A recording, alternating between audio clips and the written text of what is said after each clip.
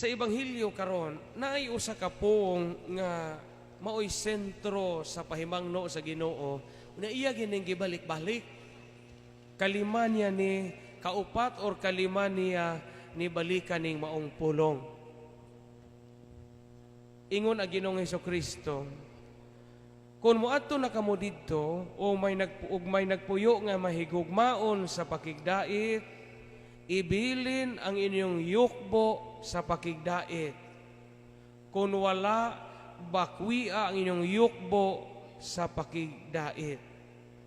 Unya ingna ninyo niini sila pagtimbaya, ang panagdait maania niining balaya.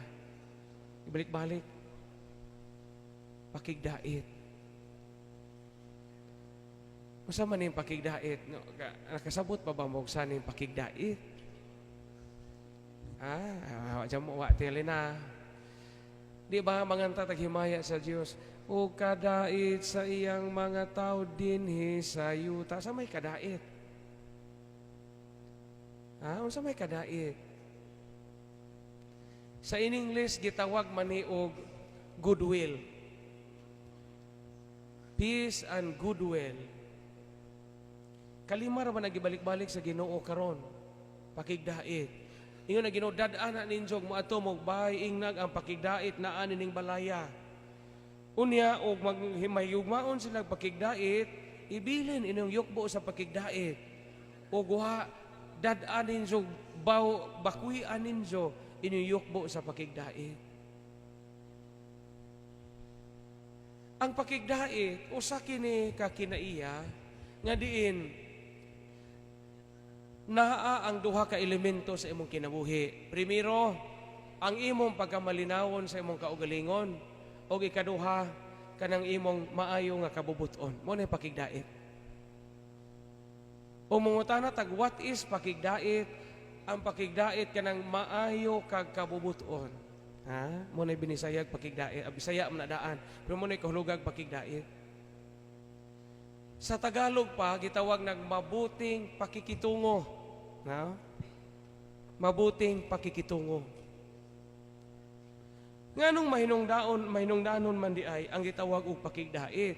Nga ingon Maginoong Hesukristo nga bisag asa mo muadto dad-anin niyo ang pakigdait. Kay ang pakigdait taytayan ni aron ka makatukod og usa ka komunidad. Ang pakigdait agianan ron makatukod kag usa ka maayo nga kalambigitan. Sa may kalambigitan, relasyon. Di man Bisaya ng relasyon, kaya may word nga relasyon. Kalambigitan. Karon, unsa may timailhan sa mga tao nga way pakigdait. Timan ini ninyo, kay timanan po ninako, kay mag-usisa po ko sa kong kaugalingon, isipare. Sa may mga timailahan og mga tao nga way pakigdait. Tanawa, kay basig kita makakita po tani ini. Primero, ang mga tao nga way pakigdait, daghan o kontra. So tanawa ko nun ninyo, atong kaugalingon karo ako nga pare, basig daghan ko kontrang pare. Kamo sa inyong pagkakatauhan sa Dios, sa itong mga pagka-empleyado, sa atong pagka-lumilihok sa simbahan. O, una ako no karon, asa may daghan nimo, amigo o kontra? Gikabangi o kanang kanunay nimo nga maayo ikatagan. Kung kada lihok gani sa imong kinabuhi kontra, bisag puno ag lubi kontra nimo, wa kay pakigdait. Tanawa, iniguli ninyo. Kaya padong mo matugon siya. Balansiha ko no, paggama ko no mo og papel, pagsuwat, bahinag, kaduha, isuwat niya kontra og amigo. Og daghan gani mo kontra, mo abot sa lujo, kanang ilupad, mapunogngan o kontra, dan usan natin mailhan nga, wa kay pakigdait. Og dili ka wa ka magda sa kalinaw sa Ginoo. Kanang mga tao nga di makidaiton, daghag kontra kay kanang mao man ang mga tawhana nga di ganahan og kalinaw sa kinabuhi. Unang indikasyon. o kuwang kagadait, daghang kagkaaway sa imong pamilya, sa imong silingan, sa imong organisasyon, sa simbahan, sa parokya, daghang kakontra. Mo ni mga tawhana nga og bisag asa mo apil nga pundok mabungkag. Og mo apil og dadyong ikaw makaingon nga mabungkag insong dadyong. Og mo apil pag cluster ikaw makaingon nga daghang mga bubong nga mamalhin og laing cluster. Og mo apil pag kapilya ikaw po'y makaingon nga insong bungkagon insong kapilya magbinahinay mog sin, magbinahinay mog lansang, magbinahinay mog halublak. Kana bang nay mga tao bitaw bisag asa ibutang nimo kanunay makakita kontra. Mo maninia sa English nga version ani sa Ebanghelyo iyong Maginoo, in whatever house you enter, say to the household, peace be to this house. Pakigdait. Kung daghang gani kag kontra, kuwang kag pakigdait. Muna first mailhan og tao nga way pakigdait. Ikaduha, kung jamoy mangita nimo nga mga tao di ganahan nga naa ka. Kana bitaw sa opisina magampo imong kauban sa opisina anus ka mo retire. Kana bitaw imong kauban sa opisina magampo kag anus ka mamatay. O kanang moingon ang mga tao anus pa man ibalhin siya padapan niya diha sa balilihan. Anus man na mahawa pariya. Kay og maayo ka, puno kag pakigdait, ang mga tao mo mangita nimo ngano'ng absent ka. O ngano'ng absent man si ma'am tulo na lagi kaadlaw wa siya naunsa man dai siya, follow up pa. Pero kana mga tao nga way pakigdait, malipay ang mga kauban og wa na. Kay mo na gadag tigaw ug mo na gadag gubot. Mo dinhi sa ebanghelyo karon. Pakigdait. So usisahon na po nato karon sa may mga instances nga diin gipangita ta sa mga tao o gimingaw sila nato. O kanunay gani silang mingawo nato, kanunay silang magpangita nato o pangitaon sa nila sa mga panahon nga mawata, buti pasabot nga maayo tag yukbo, maayo ta og buhat sa pakigdait. Okay? I hope nasabtan ko unsa ning pakigdait. Kay kalima ginigibalik-balik sa Ginoo karon, pakigdait. Mo nay dadag asa mo mangadto.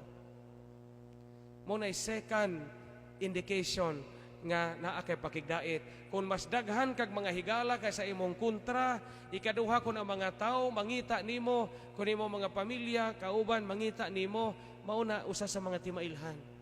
Para kun inyong mga bata, kana inyong mga bata sa wapay COVID, inyong mga anak o mga apo ganigikan sa eskwelahan, ibuntaw ra ng bag sa inyong lamisa, inyong mulakaw na ato magyampungan sa imong silingan, inyong tawgon na nimo paulion magahila kay ato pa didto. Tanawa ba sig wa kay pakigdait sa inyong bahay?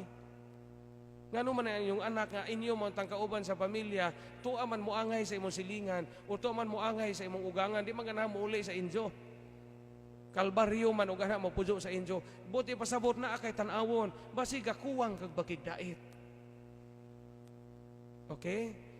Ikatulo o katapusan, ang tao nga puno sa kadait, mga tao nga way gimahayan sa ilang kaugalingon. Kung daghan gani kag hinanakit sa imong kaugalingon, daghan kag pagmahay sa imong kaugalingon, daghan kag kasilag sa imong kaugalingon, di po ka ka-appreciate sa ubang mga tao. Kanang giingon sa English bitag bitterness. Ug daghan kag gikasukan sa imong kaugalingon, ug di ka kapasaylo sa imong kaugalingon, di po ka kapasaylo sa ubang mga tao. Ug di ka makadawat sa imong kaugalingon kahimtang, di po ka makadawat sa kahimtang sa ubang mga tao. Iyon ana ang kinabuhi. Mo na mahitabo, wa kay kalinaw. Ang mga tao nga way kadait, ang mga tao nga di kamo makigdait, wa nay kalinaw sa kaugalingon. Unsa may timailhan og tao nga naay kadait og maghisgot ta og kahimtang sa kaugalingon, simple ra ang mga tiguang kaniadto. Ang description sa mga tao sa unang panahon, ang mga tao nga malinawon o puno sa kadait, kanang giingon nila makatuog nga maghayang. Kabantay mo mga tiguang sa una? Ngayon mga tiguang sa una nga, bahalag pobre mi, basta makatuog kong maghayang. Sa may buti pasabot ang makatug o mga maghadjang. Peaceful kasi mo kaugalingon. Wa kay kontra, wa kay gikasilagan, wa kay gikasinahan, wa kay mga dautan nga mga pagbati, wa kay mga hinanakit sa ubang mga tao. Kay unsa man ay mahitabo sa usa ka tawo nga wa di magmalinawon. Nganong gigamit man sa mga tiguang nato ang ekspresyon nga makatug nga maghayang. Ang tao nga way pakigdait, ang tao nga di malinawon sa iyang kaugalingon, duha ka buok ang mahitabo niyang matuog. Sa may primero, mag-alindasay. Sabot mo mag-alindasay? Sa'yo puro magtaong mag-alindasay. Sa'yo puro magtaong mag-alindasay. Kana magsigi og sikat-sikat, magsigi og mag-ingon ana-ana. No? Magsigi ana-ana. Ikaduha, maglimbag-limbag. Sa may gilimbag-limbag. Sabot mo maglimbag-limbag. Kana murag sikho ni sa nang bumbong na si karan tong haligi sa imong katre. Muna gilimbag-limbag. So og diwa kay kalinaw sa imong kaugalingon, wa kay pakigdait sa imong kaugalingon kasing-kasing, di ka makatug nga maghayang mo ningon sa mga tiguang. Unya nganong di ka makatug nga maghayang, mag-alindasay ka og maglimbag-limbag. So assignment sa ebanghelyo karon. Inikuli na tuon sa padung magampo man ta padung matug. Tanawa ning tulo ka mga butang sa imong kinabuhi. Kay tanawon po ninaw sa kong kinabuhi pagkapari. Ang pangutana nga itong pamalandungan unsa, naabatay pakigdait, sense of goodwill. Asa na ito ni makita, tanawa ang mga tao nga nagpalibot sa imong kaugalingon, kaya kinabuhi. Tanawag asay mas daghan nimo, higala or kontra. Ikaduha, pila ka mga higayon kaha nga mabati nimo nga gikinahanglan kung nangita ang mga tao og malipay madasig ang mga tao nga makauban nimo ug makakita nimo. Og pila pod ka higayon nga nakadungog ka nga giingnan ka nga maadyo ang tagmawa na dinhin tawhana ug mobalhin naglaing lungsod. Og ikatulo, tanawa ang kaugalingon namong nimong kasing-kasing. Makatug bakag maghayang kada gabi.